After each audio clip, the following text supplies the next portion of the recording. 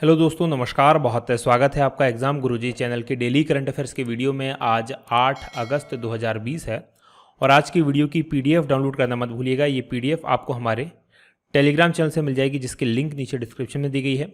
उसके अलावा ये पीडीएफ आपको हमारी एप्लीकेशन से मिल जाएगी। एप्लीकेशन का नाम है एग्ज़ाम गुरुजी, जिसे आप गूगल प्ले स्टोर से डाउनलोड कर सकते हैं। यहाँ पर आपको daily current affair, free test, free NCERT books, free videos और बहुत सारी चीज़ें अवेलेबल हैं। तो आज ही डाउनलोड कीजिए अगर अभी तक आपने ऐप डाउनलोड नहीं किया है तो। ये हमारी मध्य प्रदेश जेल प्रहरी 2020 के लिए टेस्ट सीरीज अवेलेबल है। एमपीपीएससी प्री 2020 के लिए टेस्ट सीरीज, एमपीपीएससी प्री 2020 के लिए प्रिंटेड नोट्स और फुल कोर्स अवेलेबल है। अधिक जानकारी के लिए आप इन नंबर्स पर व्हाट्सअप कर सकते हैं। आगे बढ़ेंगे, बात होगी थॉट ऑफ द डे की। जो आज का हमारा मोटिवेशनल पावरफुल थॉट है कि इंतजार करना बंद करो। देखिए, लाइफ में क्या होते हैं, बहुत सारे लोग सफलता प्राप्त करने के लिए सही समय का इंतजार कर रहे होते हैं। वो सोचते हैं कि जब सही समय आएगा तो मैं ये काम करूंगा, और जब ये काम करूंगा तो मैं सफल हो जाऊंगा। और वो सही समय कभी भी नहीं आता है। तो क्यों? क्योंकि सही समय कभी होता ही नहीं है। जो समय आज आपके पास में है, जो समय अभी आपके पास में है, वही दुनिया का सबसे सही समय है और यही सबसे सही समय है काम करने का। तो आज काम करोगे तो सफलता जरूर मिलेगी। इसी थॉट के साथ आगे बढ़ेंगे, बात करेंगे क्विक रिवीजन कल के पढ़े गए करंट अफेयर के प्रश्नों का। पहला प्रश्न है कि जम्मू कश्मीर के नए उपराज्यपाल कौन बनाए गए हैं, और ये बने हैं मनोज सिन्हा। दूसरा प्रश्न है कि हिरोशिमा डे कब मनाया जाता है, ये 6 अगस्त को मनाया जाता है। तीसरा प्रश्न है कि देश के नए नियंत्रक और महालेखा परीक्षक कौन बने हैं, कौन होंगे, तो ये गिरीश चंद्र मुर्मू है। चौथा प्रश्न है कि आरबीआई की रेपो दर में कितना बदलाव किया गया है, तो इसमें कोई बदलाव नहीं किया गया है। पांचवा प्रश्न है कि भारत संयुक्त राष्ट्र विकास साझेदारी निधि में भारत ने कितनी राशि दी है, तो ये 15.5 मिलियन डॉलर की राशि दी है। छठवां प्रश्न है कि वर्तमान सेबी चेयरमैन कौन है जिनको 18 महीने का सेवा विस्तार दिया गया है, तो इनका नाम अजय त्यागी है। सातवां प्रश्न है कि फ्यूचर ब्रांड इंडेक्स 2020 में दुनिया के दूसरे सबसे बड़े ब्रांड के तौर पर किस कंपनी को रैंकिंग मिली है, और ये रिलायंस है। आठवां प्रश्न है कि आरबीआई ने गैर कृषि कार्यों के लिए स्वर्ण आभूषणों के बदले कर्ज का अनुपात बढ़ाकर कितना प्रतिशत कर दिया है, तो ये 90% किया है। और नवा प्रश्न है कि बीसीसीआई और किस कंपनी ने आईपीएल 2020 के टाइटल प्रायोजक का करार निलंबित करने का फैसला किया है, और ये बीबो है। और 10वां प्रश्न है कि इंटरनेशनल क्रिकेट में सबसे ज़्यादा छक्के लगाने वाले कप्तान कौन हैं, और ये बने हैं इयान मॉर्गन। ये थे हमारे कल के पढ़े गए करंट अफेयर के प्रश्नों का क्विक रिवीजन। आगे बढ़ेंगे, आज के प्रश्नों की बात करेंगे। और आज के करंट अफेयर का पहला प्रश्न है कि भारत की पहली किसान रेल महाराष्ट्र से किस राज्य के बीच में चलेगी, तो महाराष्ट्र की पहली जो किसान रेल है वो महाराष्ट्र से बिहार के बीच में चलेगी, यानी कि सी ऑप्शन प्रश्न का सही उत्तर है। डिटेल देख लीजिए क्या है। तो भारतीय रेलवे ने 7 अगस्त 2020 से किसान रेल की शुरुआत की है, और ये किसान रेल महाराष्ट्र से शुरू होगी, जो महाराष्ट्र के अंदर एक जगह है देवलाली, नासिक जिले में।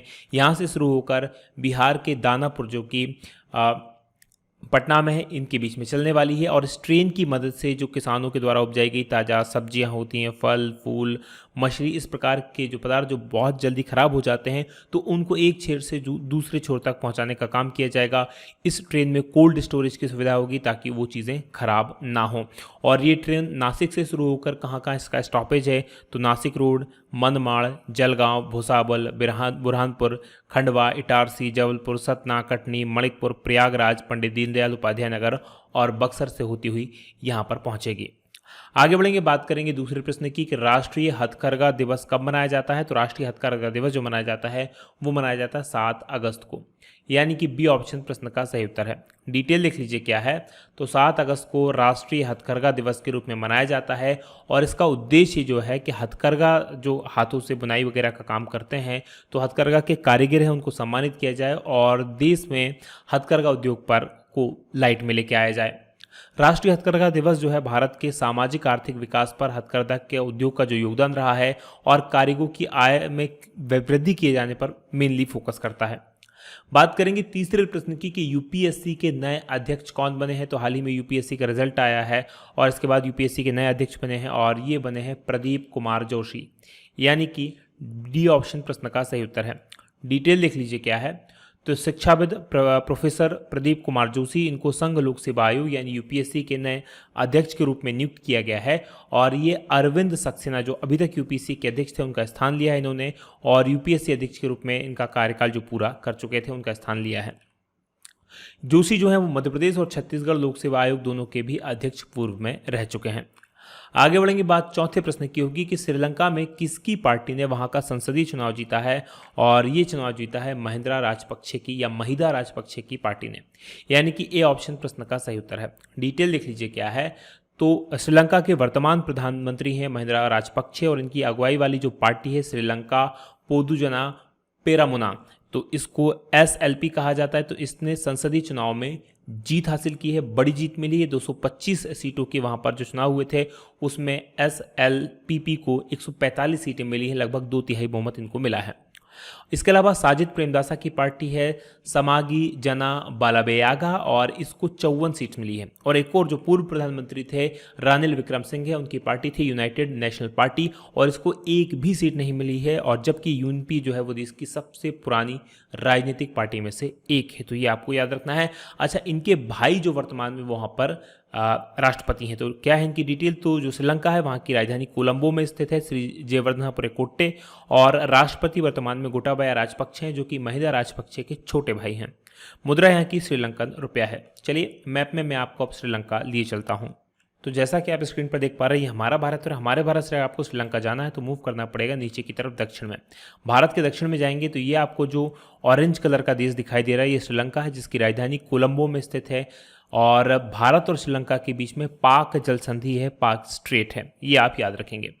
आगे बढ़ेंगे, बात करेंगे अगले प्रश्न की। अगला प्रश्न आपके सामने पांचवा है कि हाल ही में किस देश ने चीन के ऐप्स पर प्रतिबंध लगाया है, और ये प्रतिबंध लगाया गया है अमेरिका के द्वारा, यानी कि सी ऑप्शन प्रश्न का सही उत्तर है। डिटेल देख लीजिए क्या है। तो अमेरिका के राष्ट्रपति हैं डोनाल्ड ट्रंप, और उन्होंने चीनी ऐप टिकटॉक और वीचेट इस पर अमेरिका में प्रतिबंध लगाने पर आदेश कर दिए हैं, और ये आदेश 45 दिनों के बाद लागू होगा। और इसलिए ये प्रतिबंध लगाया गया है क्योंकि इसको राष्ट्रीय सुरक्षा और अर्थव्यवस्था के लिए खतरा बताया है। इसके अलावा पहले आपको सबसे पहला देश भारत था जिसने इन ऐप्स पर प्रतिबंध लगाया था। भारत ने इस प्रकार की चाइना की 106 ऐप्स थी जिन पर प्रतिबंध लगाया था। बात करते हैं संयुक्त राज्य अमेरिका की। यहाँ की राजधानी वाशिंगटन है, और यहाँ के राष्ट्रपति डोनाल्ड ट्रंप है। मुद्रा यहाँ की अमेरिकन डॉलर है। चलिए मैप में मैं आपको अब अमेरिका लिए चलता हूँ। तो जैसा कि आप स्क्रीन पर देख पा रहे हैं, ये हमारा भारत, और हमारे भारत से अगर आपको अमेरिका जाना है तो मूव करना पड़ेगा पश्चिम में, क्योंकि अमेरिका के भारत के जस्ट पीछे अमेरिका स्थित है, और ये अमेरिका है। इसकी राजधानी आप देखेंगे तो अमेरिका के पूर्वी हिस्से में वाशिंगटन DC, यहाँ पर इसकी राजधानी है। 50 राज्य हैं इसमें। ऊपर इसकी सीमा लगती है कनाडा के साथ में, नीचे इसकी सीमा लगती है मैक्सिको के साथ में, और इसका राज्य एक अलास्का है, वो भी यहीं पर है। इसके अलावा इस तरफ आप देखेंगे तो ये चाइना है, ये आपको याद रखना है। ये चाइना है जिसके ऐप्स को अमेरिका ने और भारत ने बैन किया है। चाइना की राजधानी क्या है, तो बीजिंग जो है वो चाइना की राजधानी है। यहाँ पर आप इसको भी पूर्वी चाइना में देख पाएंगे। आगे बढ़ेंगे, बात करेंगे अगले प्रश्न की। अगला प्रश्न आपके सामने छठवा है कि किस देश ने टिक जनित वायरस के कारण थ्रोम्बोसाइटिपेनिया सिंड्रोम हो रहा है। तो ये जो बीमारी हो रही है ये चाइना में हो रही है, यानी कि डी ऑप्शन प्रश्न का सही उत्तर है। डिटेल देख लीजिए क्या है। तो चाइना में कोरोना वायरस के बाद एक टिक इस प्रकार का एक छोटा सा जीव होता है जिसे हमारे यहाँ किलोनी वगैरह कहा जाता है। तो इसके कारण थ्रोम्बोसाइटोपेनिया नामक एक सिंड्रोम हो रहा है, जो इसमें बुखार वगैरह आता है, और ये वायरस टिक नाम के कीड़े के काटने की वजह से मनुष्यों में फैल रहा है। और वहाँ के साइंटिस्ट का ये कहना है, वहाँ के डॉक्टर्स का ये कहना है कि ये अब मनुष्य से मनुष्य को भी फैल रहा है। जैसे कोरोना वायरस फैल रहा था वैसे भी इसका प्रसार हो रहा है। इससे अब तक ये जानलेवा है, याद रखिएगा आपको। इसमें करीब 20 से लेकर 30% तक की मॉर्टेलिटी रेट है, यानी कि इतने लोग मर जाते हैं, और 7 लोगों की इससे मौत हो चुकी है। 60 से ज़्यादा लोग इससे अभी तक संक्रमित हो चुके हैं। बात करेंगे 7वें प्रश्न की कि आरबीआई ने बिना इंटरनेट के कितने रुपए तक का भुगतान करने के लिए एक पायलट प्रोजेक्ट शुरू किया है, और ये 200 रुपये तक के भुगतान के लिए शुरू किया गया है, यानी कि सी ऑप्शन प्रश्न का सही उत्तर है। डिटेल देख लीजिए क्या है। तो आरबीआई ने बिना इंटरनेट ट्रांजैक्शंस को मंजूरी दे दी है, यानी कि अभी तक जो ट्रांजैक्शंस होते थे उनके लिए इंटरनेट की आवश्यकता पड़ती थी, लेकिन अब बिना इंटरनेट के कार्ड और वॉलेट के जरिए 200 रुपये तक की राशि का भुगतान किया जा सकेगा, और इसे पायलट प्रोजेक्ट के तौर पर शुरू किया गया है। और ये प्रोजेक्ट 31 मार्च 2021 तक चलेगा, और अगर इसमें सब कुछ ठीक रहता है तो इसको आगे भी लागू किया जाएगा। अभी तक परेशानी क्या आती थी, इस प्रकार के छोटे पेमेंट्स करते समय कई बार दुकानदारों के साथ ये प्रॉब्लम्स आती थी कि जहाँ धीमा इंटरनेट होता था गाँव वगैरह में, इस छोटे वगैरह शहरों में, या जहाँ इंटरनेट की जहाँ नेटवर्क ठीक नहीं था, तो वहाँ पर राशि फंस जाती थी कई बार। और ऐसे में लोगों के लिए भी, दुकानदारों के लिए भी इस प्रकार के ऑनलाइन ट्रांजैक्शन पर भरोसा कम होता था। तो पायलट प्रोजेक्ट योजना के तहत कार्ड, वॉलेट या मोबाइल उपकरण या किसी भी माध्यम से इसमें भुगतान किया जा सकेगा। बात आरबीआई की करेंगे तो इसकी स्थापना 1 अप्रैल 1935 को हुई थी, जिसका मुख्यालय मुंबई में है और गवर्नर शक्तिकांत दास हैं। आगे बढ़ेंगे, बात करेंगे हम 8वें प्रश्न की कि हाल ही में किस राज्य ने नई इलेक्ट्रिक व्हीकल पॉलिसी लॉन्च की है, और इस पॉलिसी को लॉन्च किया गया है दिल्ली के द्वारा, यानी कि ए ऑप्शन प्रश्न का सही उत्तर है। डिटेल देख लीजिए क्या है।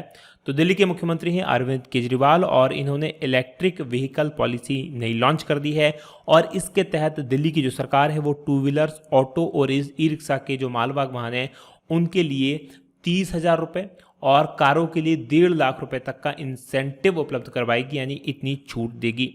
दिल्ली सरकार इलेक्ट्रिक वाहन नीति लागू करने के लिए ईवी प्रकोष्ठ का भी गठन करेगी और वहां पर इलेक्ट्रिक चार्जिंग पॉइंट भी विकसित किए जाएंगे करीब 200 जगह पर। राइट, तो ये आपको 200 चार्जिंग केंद्र बनाएगी। आगे बढ़ेंगे, बात करेंगे दिल्ली की, तो दिल्ली के मुख्यमंत्री अरविंद केजरीवाल हैं और उपराज्यपाल यहाँ के अनिल बैजल हैं। आगे बढ़ते हैं, 90 प्रश्न की बात करेंगे कि sports gaming platform WTF sports ने किसे अपने ब्रांड एम्बेसडर के रूप में नियुक्त किया गया है। तो ये 2 क्रिकेटर्स नियुक्त किए गए हैं, एक का नाम है सुरेश रैना और दूसरी है हरमनप्रीत कौर, यानी कि डी ऑप्शन यानी ए और बी दोनों सही हैं। डिटेल देख लीजिए क्या है। तो फैंटेसी स्पोर्ट गेमिंग प्लेटफॉर्म है WTF और इसने क्रिकेटरों हरमनप्रीत कौर और सुरेश रैना को अपने ब्रांड एम्बेसडर के रूप में नियुक्त किया है, और रैना जो है रणनीतिक साझेदार के रूप में भी ब्रांड से जुड़ रहे हैं। ऐप में वर्तमान में 3 प्रमुख खेल हैं, कई सारे खेल मोड हैं और कई सारी प्रतियोगिताएं हैं। उपयोगकर्ता आगामी मैचों में वास्तविक जीवन के जो खिलाड़ी हैं उनसे बनी हुई अपनी टीम भी चूज कर पाएंगे। बात करते हैं 10वें प्रश्न की कि महिला वनडे विश्व कप को कब तक के लिए स्थगित कर दिया गया है। तो इसको जो है 2022 तक के लिए स्थगित कर दिया है, यानी कि सी ऑप्शन प्रश्न का सही उत्तर है। डिटेल देख लीजिए क्या है। तो भारत ने 2021 में जो आयोजित होने वाला था पुरुष T20 विश्व कप, उसकी मेजबानी को बरकरार रखेगा, जबकि ऑस्ट्रेलिया के 2022 संस्करण की मेजबानी ऑस्ट्रेलिया करेगा, यानी अपने तय समय पर होने वाले हैं। न्यूजीलैंड में जो 6 फरवरी से लेकर 7 मार्च 2021 तक महिला विश्व कप होना था, वनडे विश्व कप, इसको अब 2022 में स्थगित कर दिया गया है, और 2021 का विश्व कप भारत में होगा, जो कि अक्टूबर-नवंबर में होगा, पुरुषों का होगा, और इसका फाइनल 14 नवंबर को खेला जाएगा। ये था आज का हमारा पूरा करंट अफेयर। अब बात करेंगे कल के सवाल की। कल मैंने आपसे प्रश्न पूछा था कि हाल ही में किस अंतरिक्ष एजेंसी ने मंगल पर छोटे हेलीकॉप्टर सहित परसिवरेंस रोवर भेजा है, और ये भेजा है नासा ने, यानी कि डी ऑप्शन सही है। काफ़ी सारे लोगों ने इस प्रश्न का सही उत्तर दिया, जिन्होंने सही उत्तर दिया उनको बधाई। और अब आज के प्रश्न का उत्तर देना मत भूलिएगा। आज का हमारा प्रश्न है कि दुनिया की सबसे मूल्यवान कंपनी कौन सी बनी है। तो इनमें कमेंट करके बताइएगा कि दुनिया की सबसे मूल्यवान कंपनी कौन सी है। ये वीडियो कैसा लगा ये बताना मत भूलिएगा। आज की बात करेंगे यहीं समाप्त। आप लोगों का बहुत बहुत धन्यवाद। जय हिंद, जय भारत।